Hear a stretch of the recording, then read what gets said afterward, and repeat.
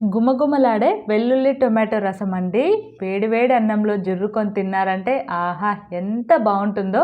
దీంట్లోకి నంచుకోవడానికి ఒక అప్పడం ఉంటే చాలు అన్నాన్ని మొత్తాన్ని లాగించేయొచ్చు. ఇది చేయడం కూడా చాలా సింపుల్ ప్రాసెస్ ఇది. దీనికోసం కొద్దిగా ఆయిల్, పోపు దినుసులు వేసుకొని ఫ్రై అయిపోయిన తర్వాత 20 నుండి 30 దాకా పొట్టు తీసిన వెల్లుల్లి వేసుకొని 1 నిమిషం ఫ్రై చేసుకోండి. ఇప్పుడు బాగా పండిన 4 టమాటోలను కట్ చేసుకొని వేసుకొని కరివేపాకు, కొద్దిగా పసుపు, రుచికి తగినంతగా ఉప్పు వేసుకొని టమాటోలు మెత్తగా అయ్యేంతవరకు మగ్గించుకోవాలి.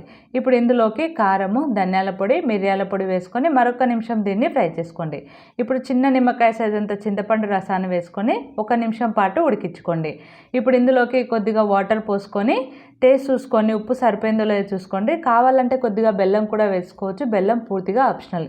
ఇప్పుడు గుప్పెడంత కొత్తిమీర, కరివేపాకు వేసుకొని 5 నిమిషాల పాటు ఈ విధంగా కొద్దిగా చిక్కగా అయ్యేంతవరకు మరిగించుకొని స్టవ్ ఆఫ్ చేసుకుంటే రసం రెడీ.